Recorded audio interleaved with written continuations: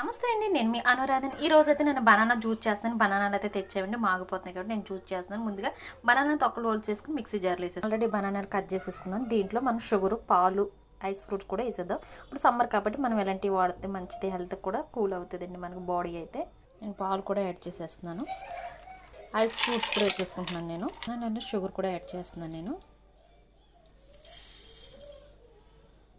Banana ఎలా స్వీట్గా ఉంటుంది కానీ నేను షుగర్ అనేది తక్కువ వేసాను. దీంట్లోనే చాక్లెట్ క్రీమ్ కూడా కొంచెం ఇప్పుడు చేసిన కాక ఇలా చేస్తే పిల్లలు అనేది కూడా బాగా తాగుతారు కదా జ్యూస్. చాక్లెట్ క్రీమ్ కూడా కొంచెం యాడ్ చేశాను. ఇప్పుడు మనం మిక్సీ పెట్టేసుకో. జ్యూస్ అయితే అయిపోయింది. ఎలా వచ్చింది చూద్దాం, టేస్ట్ చూద్దాం. గ్లాస్లో వేసుకుందామండి. మనం గ్లాస్లో ఐస్ ఫ్రూట్స్ వేస్తాం కదా, ఇప్పుడు జ్యూస్ కూడా యాడ్ చేసేసుకోవచ్చు.